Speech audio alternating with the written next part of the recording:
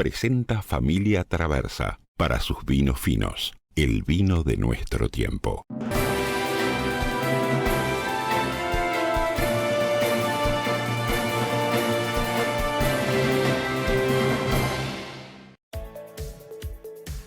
El gobierno entregó la rendición de cuentas en el Parlamento. La ministra de Economía, Azucena Arbeleche, informó que son 442 los artículos del proyecto, que incluye $20 millones para la salud mental y adicciones, donde estará el énfasis del presupuesto. A partir del lunes, más de 500.000 personas del área metropolitana recibirán el dinero equivalente a 2 litros de agua embotellada por día. La medida será para los beneficiarios del Ministerio de Desarrollo Social, así como también para jubilados y pensionistas con ingresos mínimos.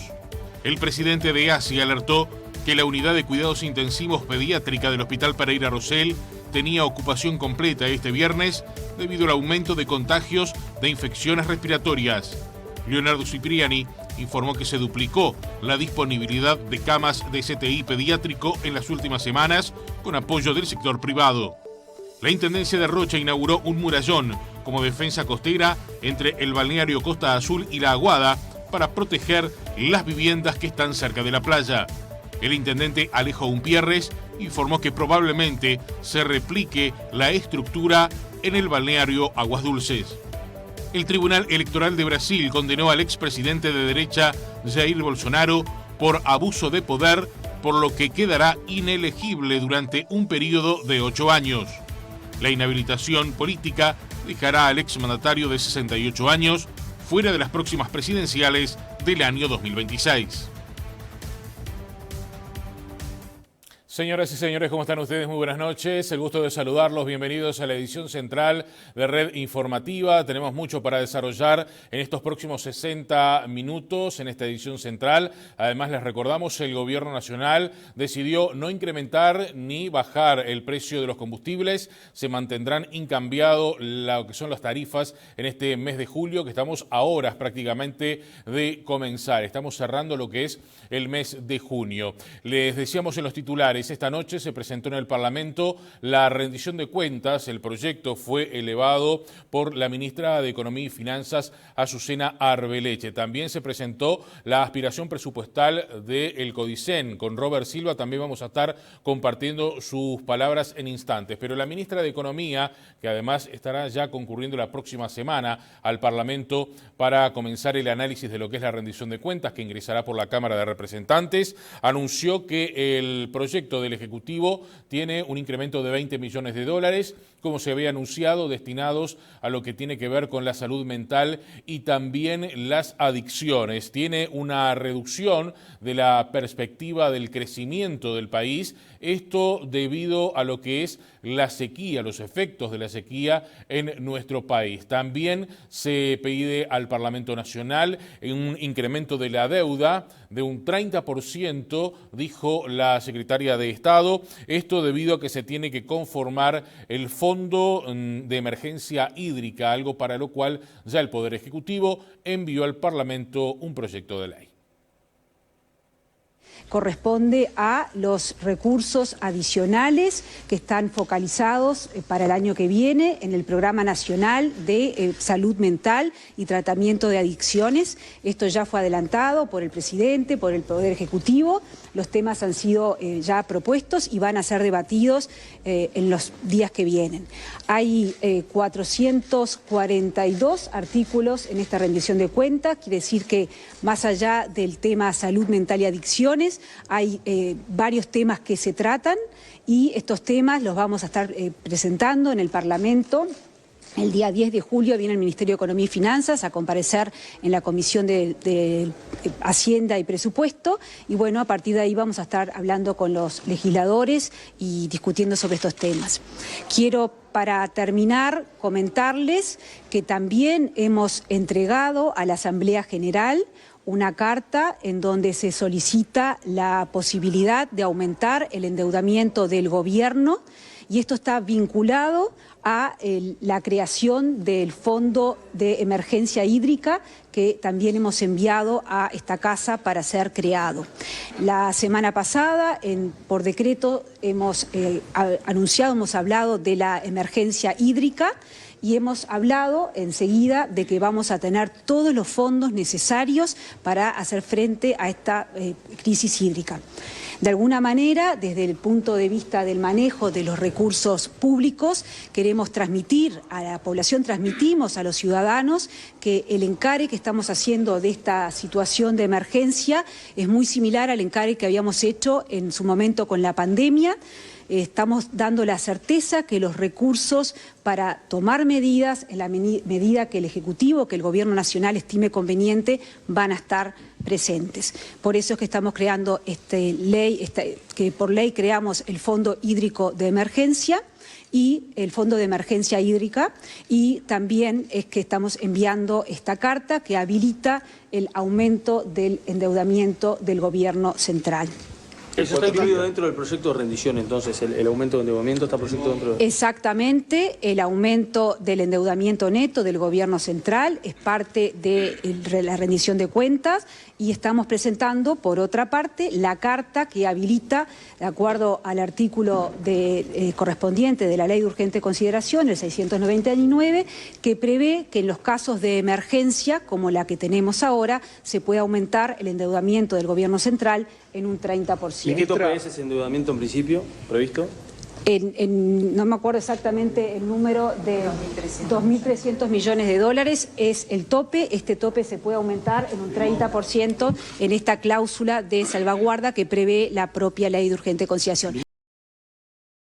Así teníamos la palabra de la ministra de Economía y Finanzas, Azucena Arbeleche, que presentó esta noche en el Parlamento, en la presidencia de la Cámara, lo que es el proyecto de rendición de cuentas con algunos trazos de lo que es esta iniciativa del Poder Ejecutivo. Más temprano estuvo Robert Silva, el presidente del Consejo Central de la ANEP, Consejo Directivo Central. Recordemos que tiene autonomía y allí presentó su rendición de cuentas y también la aspiración presupuestal. Silva anunció que se solicita un incremento en lo que es el gasto de 63 millones de dólares. Esto estaría destinado, por ejemplo, a temas como la infraestructura, pero también a todo lo que tiene que ver con la transformación educativa.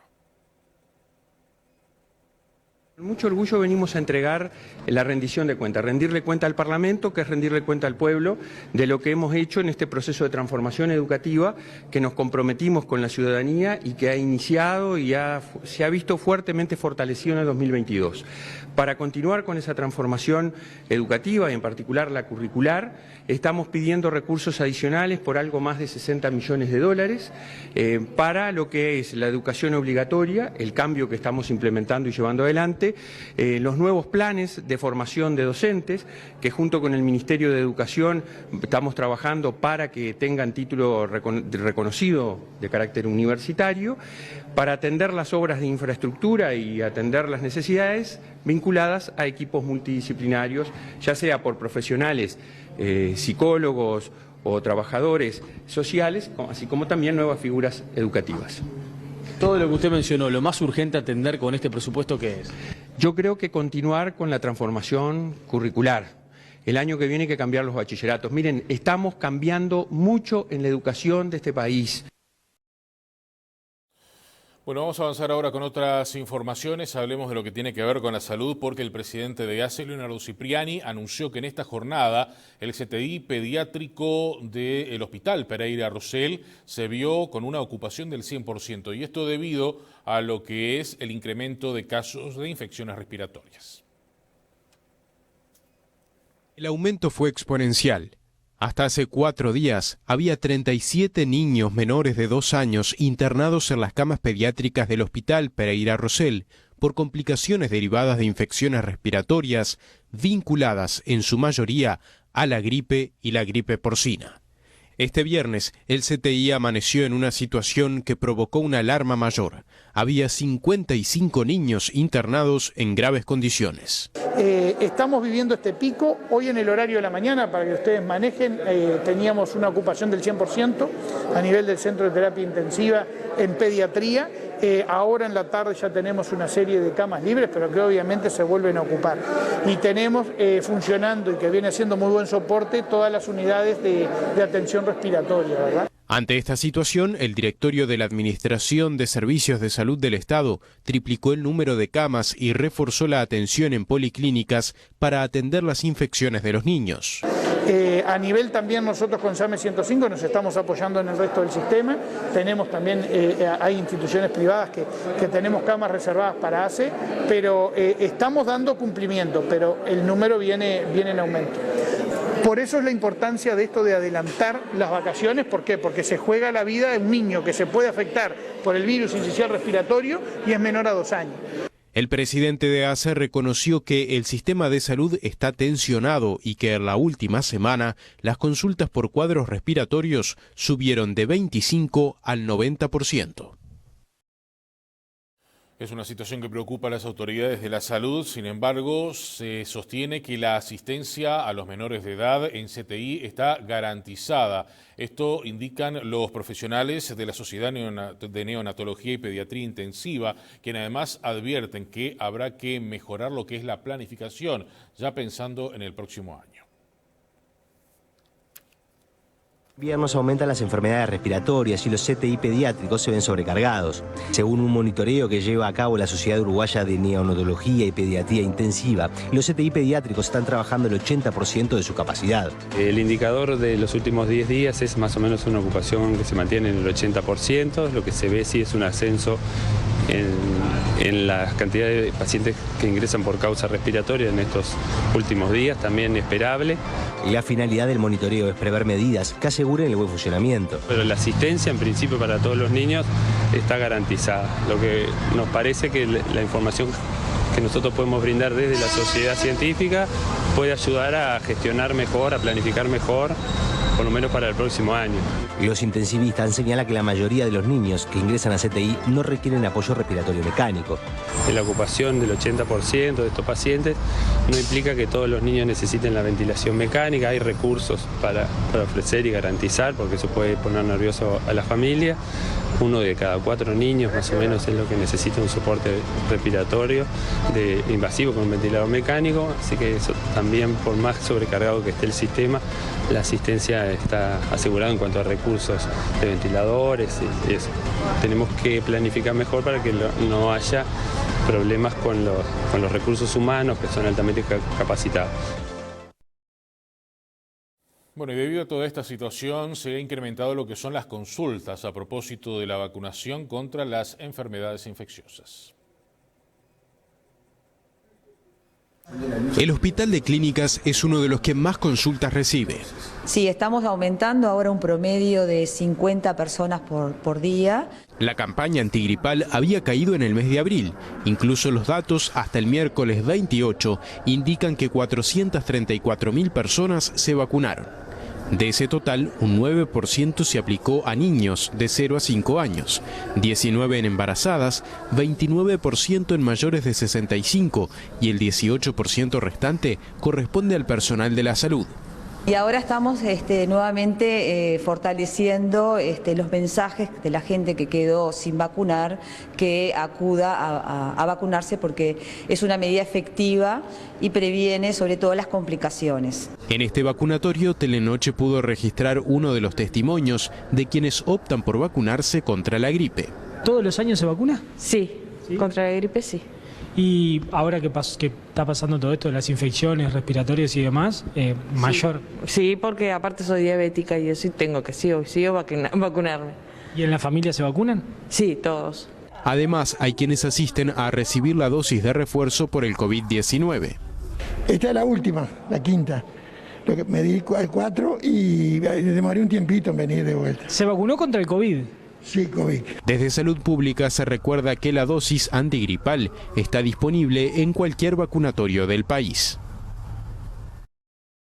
Si bien la situación de las enfermedades infecciosas preocupa por estas horas más que nada la afección en los menores de edad y sobre todo los menores de 2 años, según han señalado las autoridades, desde Salud Pública se insiste en la necesidad de vacunarse. Tenemos que insistir en los niños entre 6 meses y 5 años, en las embarazadas, en los mayores de 65 años, en los grupos de riesgo, también en aquellas personas que trabajan en servicios esenciales, llámese servicios de salud, lo que puede ser Ministerio del Interior, Ministerio de Defensa. Por eso es fundamental que si tenemos una mamá gestante durante el embarazo reciba la vacuna. También se los vacuna al momento de cuando dieron a luz, antes de ser dados de alta, ¿verdad?, para que la mamá se vacune. Y insistimos mucho en que la familia, el papá, los hermanitos, los abuelos, aquellos que cuidan al bebé y ayudan a la madre, estén vacunados. ¿Por qué? Porque es la manera de proteger a este recién nacido. Señores, a todo esto, los colegios privados están buscando alternativas a lo que ha sido la definición de las autoridades de adelantar lo que son las vacaciones de invierno. Algunos apostarán, por ejemplo, la próxima semana, a lo que es la virtualidad. Las escuelas públicas tenían fijadas desde el comienzo del año las vacaciones de julio para la semana del 17 al 21. Los colegios privados, en el marco de la autonomía, habían establecido en su mayoría el receso a partir del 10 de julio y por 2 semanas. Los colegios procuran alternativas para cumplir con la medida que busca reducir los contagios entre niños, pero sin modificar las licencias de sus trabajadores y la planificación de las familias. Una de las acciones que implementarán es dar clases virtuales durante la semana del 3 al 7 y mantener las siguientes 2 semanas de vacaciones. Otras instituciones adelantarán asuetos previstos para otras fechas del año para esta semana. Algunos colegios generarán tareas domiciliarias para sus alumnos. Las asociaciones de colegios privados, católicos y no católicos enviaron cartas a la ANEP reconociendo la importancia de acatar las medidas planteadas por las autoridades sanitarias, pero remarcando la autonomía de las instituciones privadas para fijar su calendario. Bueno, y a todo esto, ¿cómo se va a presentar el tiempo? Se vienen lo que son las vacaciones, por lo menos a nivel de lo que es primaria, educación inicial. Según el INUMED, tendremos un ascenso en la temperatura en los primeros días, o sea, este fin de semana que tenemos por delante, y los primeros días de la semana que viene. Se prevén máximas de 22 grados aquí en el sur del país y 24 en el norte del territorio nacional. Luego sí volverán las bajas temperaturas. El próximo lunes 3 de julio se inician las vacaciones de invierno tras el anuncio de la ANEP de adelantamiento del receso de julio. Desde el Instituto Uruguayo de Meteorología aseguran que desde este viernes las temperaturas irán en aumento hasta el martes, pero luego caerán a mediciones típicas de invierno. En cuanto a lo que es la temperatura, ascenso desde hoy hasta el día martes, es decir que el martes va a ser la jornada con temperatura más elevada de estas vacaciones, máximas que pueden llegar a rondar aquí en el sur entre los 21 o 22 grados y en el norte entre los 24 o 25 grados. Son jornadas bastante agradables esos primeros 2 días de las vacaciones, lunes y martes de la próxima semana. A partir de allí, lo que prevemos es que comience a descender la temperatura.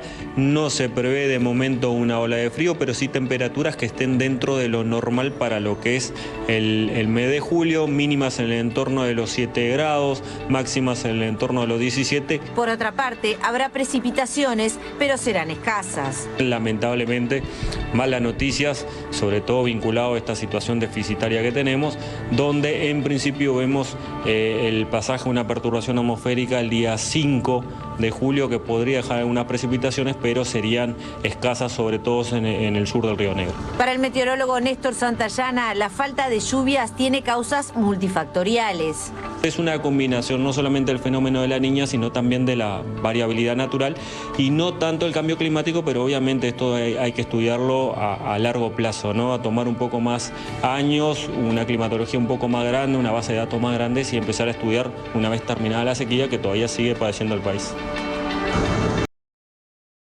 Bueno, y hablando de lo que son las consecuencias del déficit hídrico aquí en el sur del territorio nacional, a partir del próximo día lunes, más de 500.000 personas van a recibir el dinero para la adquisición de 2 litros de agua embotellada por día. Hablamos del área metropolitana. Está dirigida esta medida, recordarán ustedes, del Poder Ejecutivo a lo que son los beneficiarios del MIDES, del Ministerio de Desarrollo Social, y los jubilados y pensionistas de menores ingresos. Entre el lunes y el martes de la semana que viene, 1 de cada 3 ciudadanos que viven en el área metropolitana van a recibir el dinero dispuesto por el Poder Ejecutivo para la compra de 2 litros de agua embotellada por día. Esto se verá reflejado en el cobro de sus prestaciones. La medida extiende el beneficio que ya tenían embarazadas y menores de 2 años que cobraban asignaciones familiares y el plan de equidad. El beneficio abarca desde julio a las familias con menores a cargo que reciben asignación familiar y a quienes forman parte del plan de equidad. Además, están incluidos aquellos que tienen la tarjeta Uruguay Social y no cobran asignación familiar, y los adultos mayores en situación de vulnerabilidad que reciben o recibieron asistencia a la vejez. La nueva disposición del gobierno contempla 440.000 personas beneficiarias del MIDES y 100.000 jubilados y pensionistas con ingresos mínimos de Montevideo y Canelones. Bueno, y mientras continúan bajando lo que son las reservas de la represa de Paso Severino, también continúan llevándose adelante lo que son las obras para esa presa precaria que se construye en el río San José. En las últimas horas se inició lo que es la instalación de la cañería de unos 14 kilómetros de extensión que lo comunicará con el río Santa Lucía.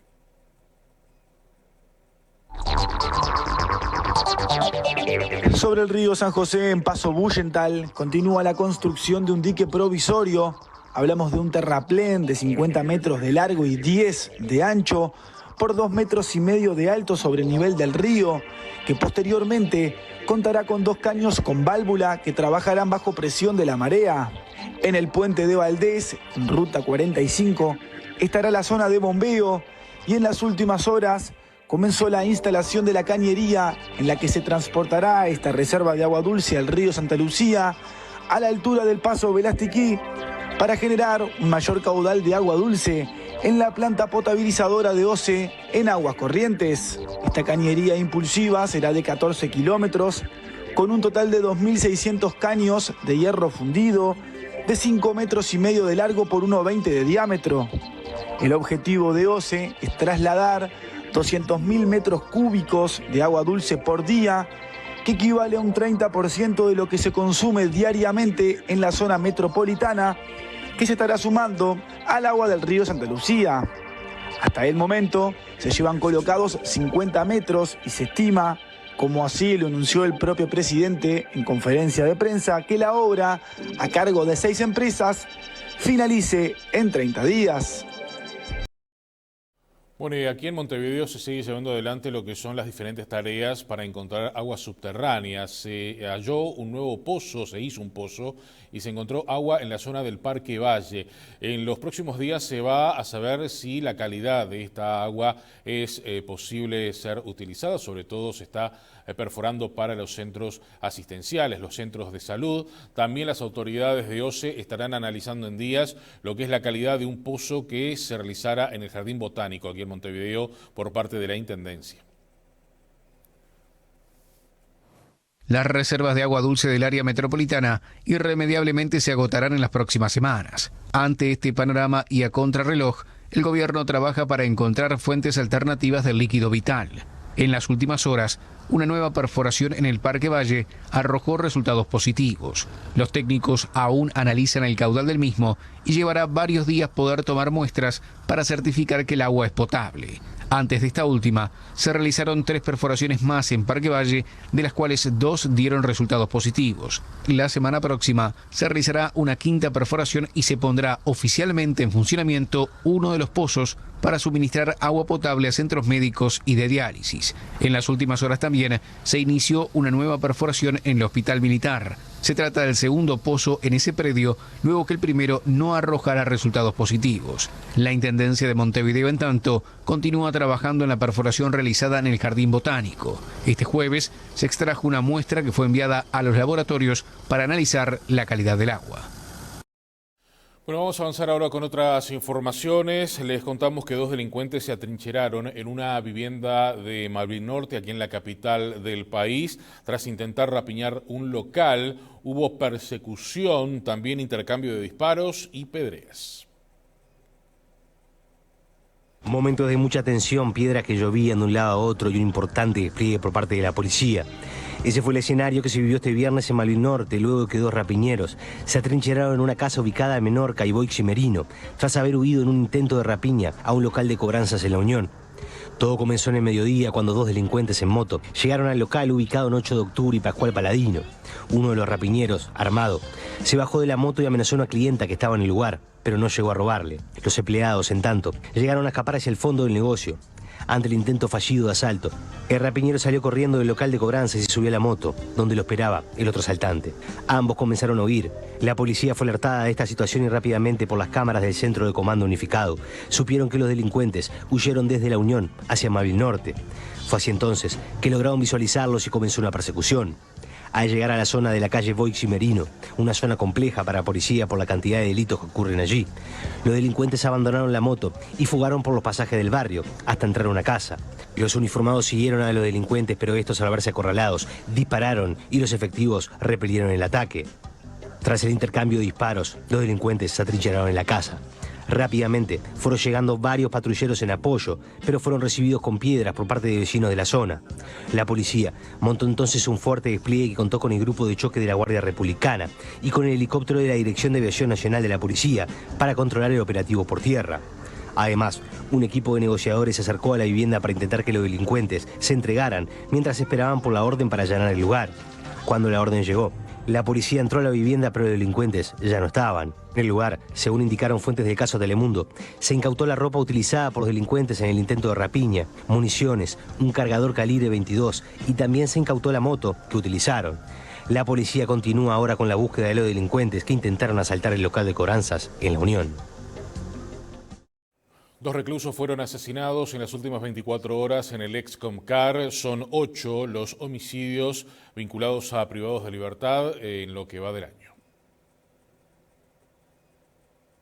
El primer caso ocurrió este jueves en el módulo 5, siendo la víctima Ricardo Rosande Álvarez, quien cumplía una pena de 4 años por el delito de rapiña. Y fue encontrado por una policía en el cual estaba tomado de la reja. En un principio lo vio semi-desvanecido, lo llevaron a la enfermería y cuando llega a la enfermería el médico contacta que él mismo tenía una herida en la cual no sangró, una herida chiquita a la altura del hemitórax, en la cual a la postre falleció y se está trabajando para establecer los autores. El segundo homicidio ocurrió este viernes en el módulo 3, donde muriera Santiago Magnini López, quien estaba recluido por hurto y rapiña, cumpliendo 6 años de pena. De mañana se abrieron las celdas para hacer las actividades laborales y educativas, y en las cuales cuando se abren las celdas, se abre primero una, se va abriendo, y ahí se enfrentan los habitantes de una celda con otro por problemas que estamos investigando, en la cual resulta lesionado un interno, en la cual fue trasladado al hospital, y otro interno fue también en el hemitórax, fue lesionado, se lo trasladó a la policlínica y posteriormente falleció. En lo que va del año van 8 homicidios, 5 en el penal y 3 en el Comcar. Misma cifra que en 2019 a esta altura del año, pero con 4.000 presos más.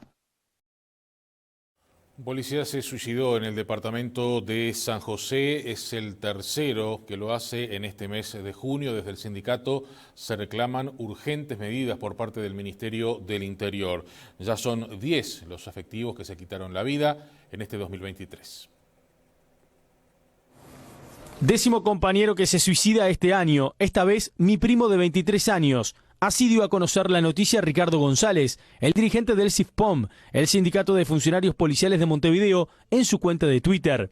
A veces no encontrás explicación, realmente, porque cada vez son más jóvenes los compañeros que toman esta decisión, que no pasa solo en Montevideo, que pasa en todos los departamentos del país.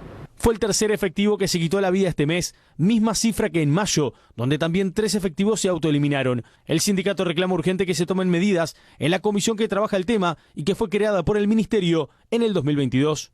Que tenemos una comisión que, a nuestro entender, ya lo venimos diciendo desde hace un tiempo, no está funcionando como tiene que funcionar. Que cuando se creó la comisión se hablaba de que tenía que haber un psicólogo en puerta de emergencia del hospital policial. Ese psicólogo todavía Todavía no está, se nos dice que va a empezar a cubrirse en cierto horario, pero la realidad es que no está cubierto. El año pasado la policía sufrió 24 casos. Desde el sindicato reclaman que no se ha puesto en funcionamiento lo que el propio ministro del Interior solicitó. En la resolución, mirá que tan importante, del señor ministro, decía que se debía implementar en forma piloto un plan del psicólogo en puerta de emergencia por lo menos de 3 meses. Y estamos a mitad de año y te tengo que decir que todavía no está funcionando, como te lo mencionaba recién. Entonces eso es un poco lo que te desmotiva. Tenemos que enfocar, tenemos que prevenir, tenemos que tratar de redoblar los esfuerzos porque son vidas que se pierden, son familias que quedan destruidas y la verdad que preocupa mucho. González asegura que uno de los motivos que se plantean por parte de las autoridades es la falta de recursos. Bueno, en la comisión se nos dicen falta de recursos, no hay material humano. Nosotros hacemos un análisis un poquito más profundo y creemos que sacar 7 funcionarios para que pueda atender el 0800, conseguir los psicólogos que falten, no es algo alocado y me parece que va más por el lado de la voluntad. Telenoche pudo confirmar con fuentes de sanidad policial que por orden del Ministerio del Interior se instalarán psicólogos las 24 horas en la emergencia, contemplando así el pedido del sindicato. Resta definirse cuándo quedará efectiva la medida. Vamos a otras informaciones. La Caja de Profesionales despidió a su gerente general, que cobraba un salario superior a los 900.000 pesos. La decisión fue tomada por el directorio de la Caja de Profesionales en el contexto de una reestructura económica por problemas de financiación. El gerente general de la institución, Miguel Sánchez, fue despedido. En consonancia con la austeridad que estamos queriendo tener en el instituto. El directorio ha estado operando desde hace tiempo con los gastos, con los ingresos de funcionarios, con la provisión de nuevas vacantes, con la supresión de cargos. La Caja de Profesionales le había bajado el salario al gerente general, que pasó de cerca de 700.000 a 400.000 pesos. Sánchez fue a juicio y ganó, por lo que comenzó a percibir un salario en los últimos meses de 900.000 pesos. Nosotros habíamos aplicado en el año 2022 y en el 2023 los topes establecidos por el Poder Ejecutivo. Bueno, el juicio salió favorable a él, ganó el juicio, por lo tanto la Caja debía ahora, respetando los fallos judiciales, volver a pagarle el sueldo nominal que durante más de 1 año y medio no se le estaba pagando. ¿Cuál es el sueldo más alto al día de hoy en la Caja Profesional? Y los gerentes están más o menos en 350.000 pesos con el sueldo más alto que tenemos. La Caja de Profesionales pasa por un momento de reestructura. Al día de hoy tiene recursos para cumplir con sus compromisos hasta 2025. Les comentaba más temprano, el gobierno resolvió finalmente mantener el precio de los combustibles en este comienzo de mes de julio, al igual que la tarifa del supergas. El gobierno decidió mantener los precios luego de que se registraran variaciones poco significativas durante el último mes por los precios de paridad de importación. Así lo expresó el Ministerio de Economía y Finanzas en un comunicado, en el que detalla que hay cierta estabilidad en la evolución mensual de las referencias internacionales establecidas a través del precio de paridad de importación. Por lo tanto, el precio máximo de venta de nafta super seguirá en 69,89 pesos. El gasoil se mantendrá en 52,99 pesos y el supergas a granel se mantendrá en 62,85 pesos por kilo.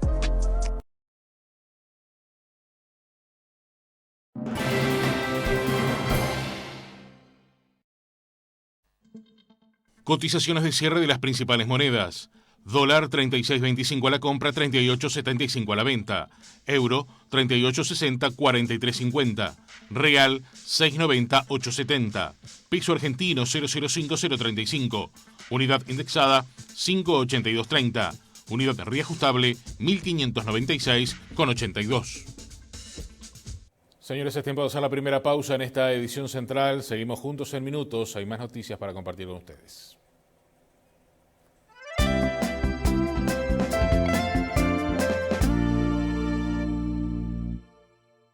Conaprole presenta la promo 87 aniversario y lo festeja con toda la familia de postres. Aprovecha el 10% de descuento en el que más te guste o en todos. ¡Qué bueno ser uruguayos! Con Aprole, 87 años creciendo juntos.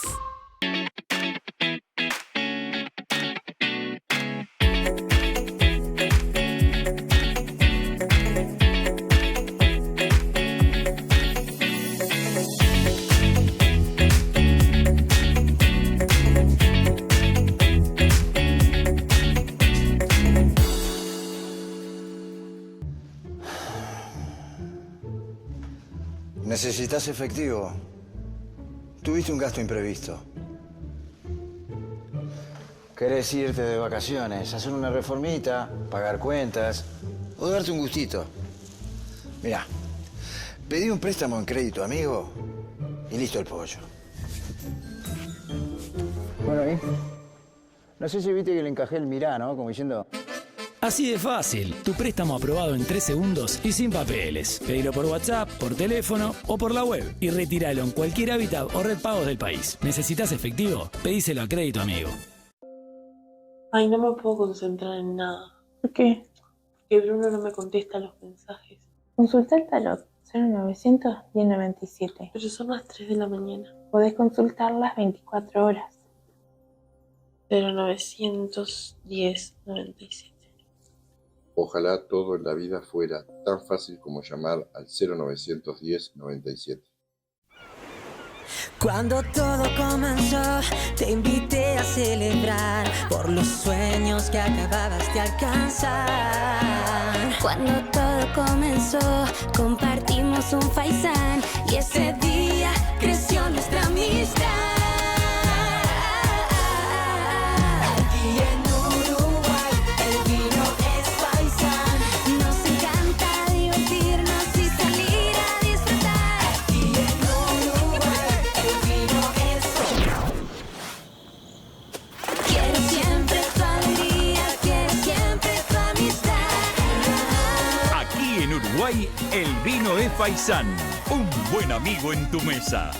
Si querés saber los números que salieron en el sorteo del 5 de oro, envía número al 1234 y recibí a diario la información en tu celular. Envía número al 1234. Si jugás al 5 de oro, tené toda la información de pozos y resultados en tu celular. Envía número al 1234. Son miles y miles de personas que volvieron a vivir gracias a los grupos éxito. Yo entre ellas. El éxito de los grupos de adelgazamiento ahora también lo podés lograr por internet. No tenés ni que moverte de tu casa. Ahora no hay excusas. Adelgazaronline.com. Miles de censistas ya recorren el país. Si recibiste la nota de visita, seguí las instrucciones. Y ahora también podrás censarte digitalmente con el código de vivienda que figura en la nota. Contamos contigo. Censo 2023, Instituto Nacional de Estadística.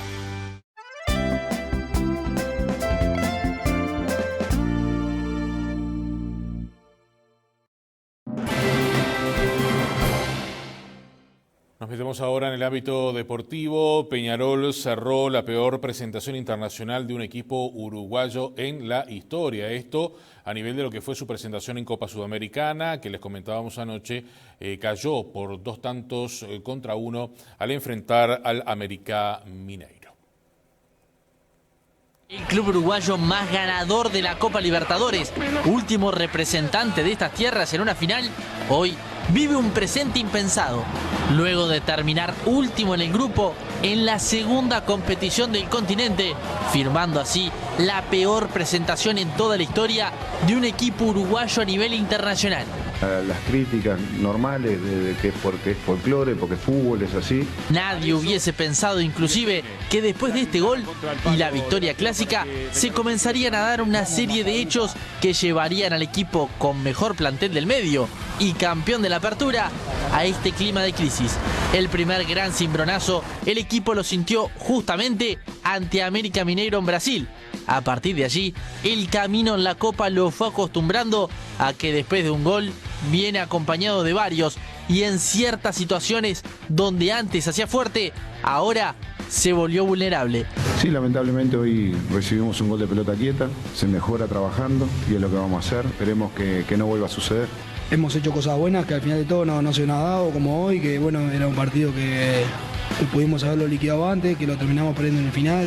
La noche de este jueves pintaba para aplauso, pero terminó en decepción, cerrando una participación internacional para el olvido. Porque sabemos lo que somos capaces, porque mostramos lo que fuimos capaces, y que hoy en día no podamos volver a hacer lo que éramos es algo que nos sentimos en el debe con nosotros mismos. Vamos a continuar en el ámbito deportivo. Les contamos que el Congreso de la Asociación Uruguaya de Fútbol votó las nuevas autoridades del Ejecutivo.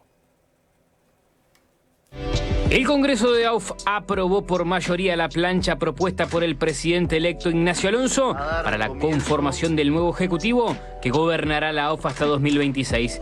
El acto se llevó adelante en la sede de la asociación y comenzó con un discurso del delegado de Peñarol, Gonzalo Moratorio, quien manifestó su malestar por la ausencia de Peñarol en el grupo de neutrales. Va a pasar a la historia esta situación. El día de hoy va a ser una mancha enorme que va a haber en el fútbol, que por supuesto es responsabilidad del presidente y que por decisiones que se puede entender que estamos alejados políticamente, no se puede tomar este tipo de decisiones que afectan a más de la mitad de la población. Tras una votación de más de 2 horas donde los 76 representantes del Congreso colocaron su voto, se llevó adelante el conteo. El hecho llamativo del escrutinio fue que en 76 sobres a la hora de realizar el reconteo aparecieron 77 papeletas. Se debe haber pegado. De cualquier manera, digo, para anular un voto se necesitarían 3, pero... Finalmente se terminó por anular una y se resolvió que el Congreso consiguió la mayoría con 51 votos a favor. ¿Votos a favor? 51. Y votos en contra, 25. El nuevo Ejecutivo tendrá nuevamente a Ignacio Alonso como presidente, Aldo Gioia como representante de Nacional, Carlos Manta por las Sociedades Anónimas Deportivas, Héctor del Campo es el representante del fútbol profesional, Eduardo Mosegui va por el interior, mientras que se mantienen Andrea Lanfranco y Matías Pérez en representación de los grupos de interés.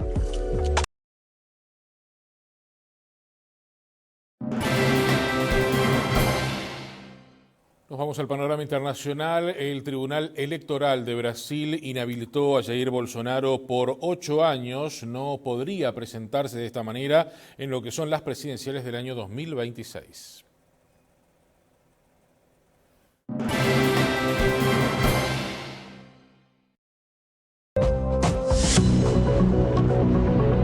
El expresidente derechista Jair Bolsonaro fue declarado este viernes inelegible durante 8 años por abuso de poder, al haber difundido desinformación sobre el sistema electoral en Brasil, antes de su derrota frente al izquierdista Luis Ignacio Lula da Silva el año pasado. La inhabilitación política deja a Bolsonaro, de 68 años, fuera de las próximas presidenciales en 2026 y puede abrir una carrera por el liderazgo de la derecha en Brasil, por ahora sin alternativas claras. El Tribunal Superior Electoral alcanzó una mayoría de 5 votos a 2 en favor de condenar al exmandatario por haber cuestionado la confiabilidad del sistema de urnas electrónicas con informaciones falsas durante una reunión con embajadores en julio de 2022, 3 meses antes de perder las elecciones. Bolsonaro calificó el fallo de puñalada en la espalda y dijo que apelará ante la Corte Suprema. Un día que fue emblemático para mí, como el 6 de septiembre de 2018, cuando me apuñalaron de frente. Hoy recibí una puñalada con esta decisión. Quien recibió esa puñalada no fue Jair Bolsonaro, fue la democracia brasileña. En esta cuarta y última sesión del juicio este viernes, votaron los últimos 3 jueces. Para una condena por los cargos de abuso de poder político y uso indebido de los medios de comunicación, era necesaria una mayoría del Pleno, de al menos 4 de 7 votos.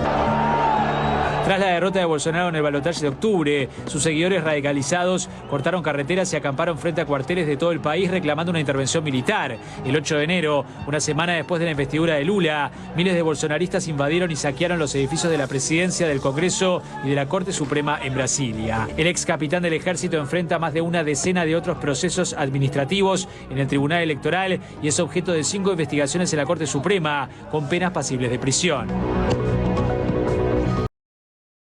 De Brasil nos vamos a la República Argentina, donde sigue la conmoción por algunos detalles que se conocieron en las últimas horas de un presunto femicidio ocurrido en el Chaco sobre una joven de 28 años.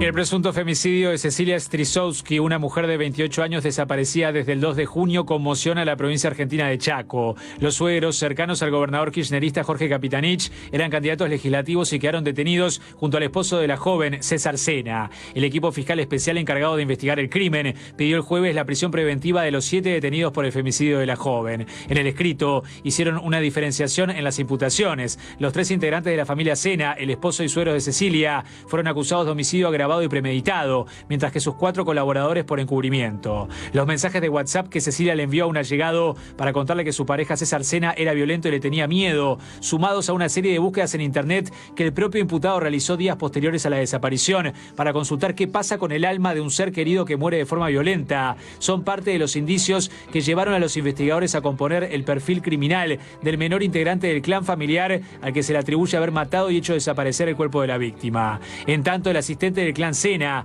confesó detalles macabros de cómo quemaron el cuerpo de Cecilia Strisowski. Se trata de Gustavo Obregón, asistente del matrimonio de líderes piqueteros Emerenciano Sena y Marcela Acuña. En su declaración publicada en detalle por el diario La Nación, el hombre contó ante los fiscales que mediante un chat Marcela Acuña, madre de César, le pidió que pasara por su casa. Parece que hay un cuerpo y tengo miedo porque a César lo vi lastimado, le dijo la mujer el viernes 2 de junio. Poco después, al regresar César Sena al domicilio, según Obregón, el joven le pidió sacar unas bolsas. Gusti, ayúdame a sacar esto, tenemos que ir al campo, le dijo. Yo lo ayudé a cargarlo porque César era como mi jefe. El orden de jerarquía era primero Emerenciano, después la señora Marcela Acuña y después César, contó a los fiscales. Fueron al campo donde Emerenciano Sena tiene un criadero de chanchos. Al arribar, César descargó una frazada y la cubrió con leña y las bolsas para rociarla de nafta y prenderla a fuego. Según declaró, hasta ese momento no sabía que se trataba de Cecilia Strisowski y dijo que se enteró recién 2 días después de que la chica estaba desaparecida. Seguimos en el panorama internacional. Francia reforzó lo que es la seguridad debido al incremento de protestas violentas por la muerte de un joven a mano de un efectivo policial. Cientos de personas fueron detenidas.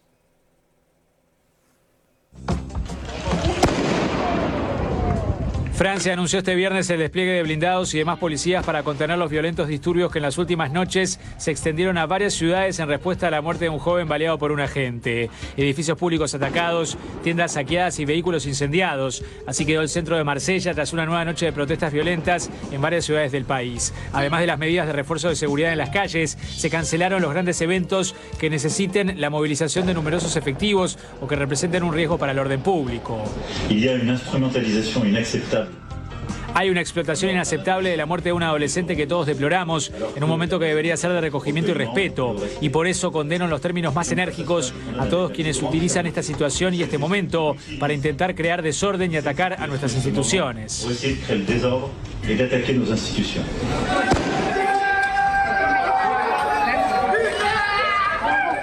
La violencia estalló el martes en los suburbios de París y se extendió por toda Francia tras la muerte ese día de Naël, de 17 años, por un disparo a quemarropa de un agente durante un control de tránsito en Nanterre, al oeste de la capital. En la noche del jueves, el gobierno informó de la detención de 875 personas, 400 de ellas en París y sus suburbios, además del ataque a cerca de 500 edificios, la quema de 2.000 vehículos y casi 4.000 incendios en las calles. Hubo además unos 250 agentes heridos. Los hechos relanzaron el debate recurrente de la violencia policial en Francia, donde en 2022 13 personas murieron en circunstancias similares y generaron preocupación a nivel internacional. Países como Reino Unido, Alemania y Noruega advirtieron a sus ciudadanos que viajen a Francia, que eviten la zona de los disturbios y que extremen las precauciones. La ONU pidió además a París ocuparse seriamente de los profundos problemas de racismo y discriminación en sus fuerzas de seguridad.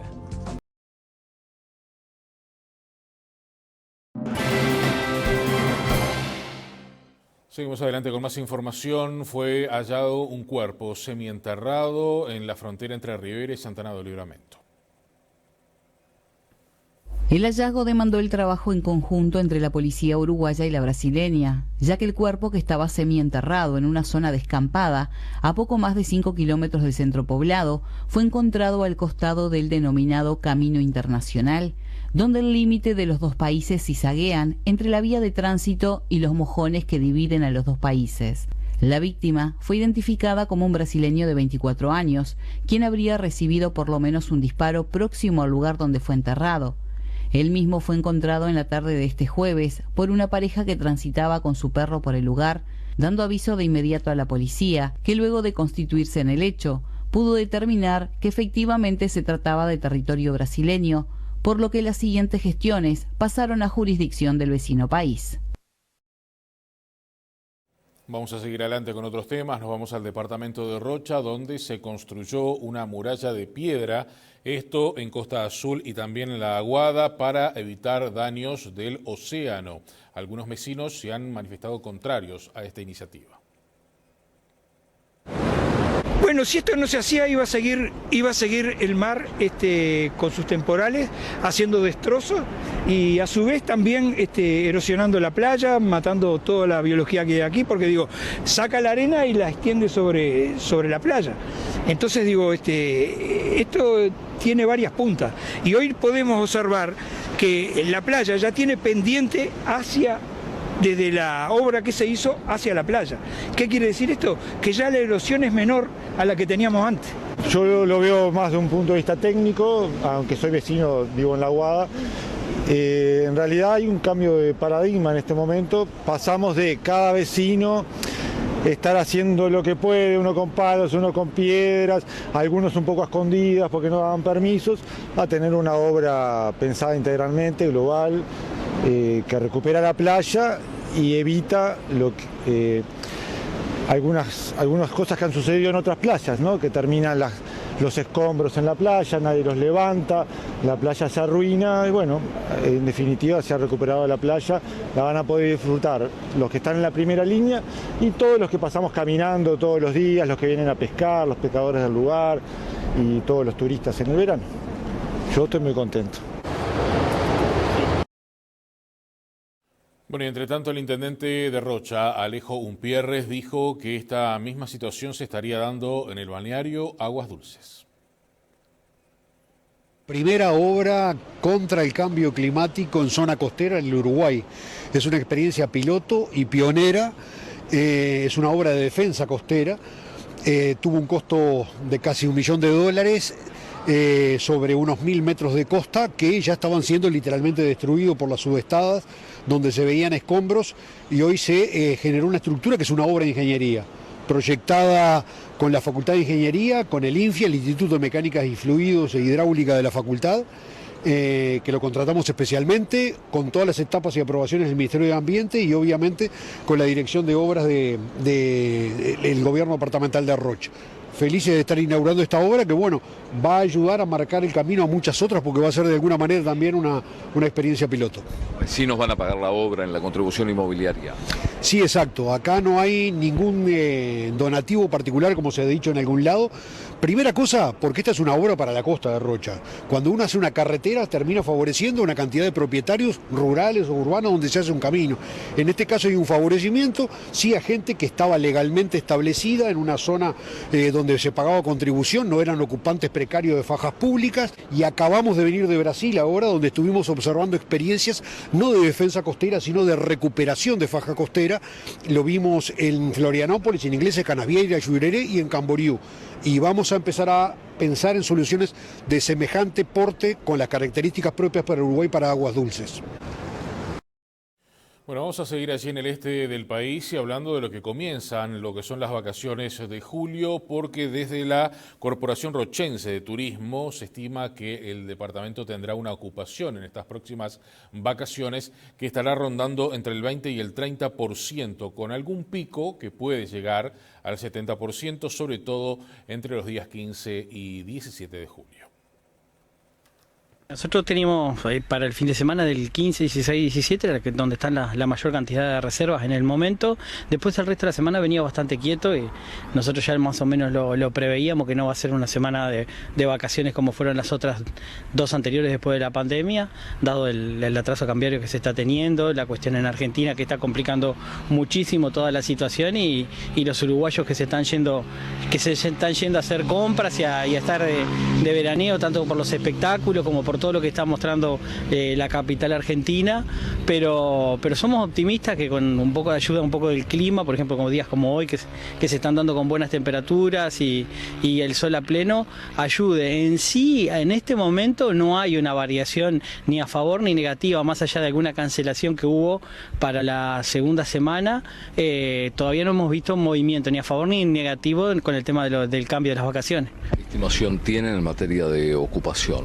Y nosotros calculamos que el fin de semana ese del 15, 16, 17, al ritmo que viene se va a trabajar muy bien, podremos llegar a andar en el torno del 70, 60%, que para esta fecha es un buen número. Después el resto de la semana, al ritmo que viene en este momento, muy difícil superar el 20, el 30% de ocupación, que en las otras vacaciones anteriores habíamos llegado a picos de 50 y 60 días de semana, que la veo difícil en este año lograrlo. Les proponemos hacer la última pausa en esta edición central. Venimos en instantes.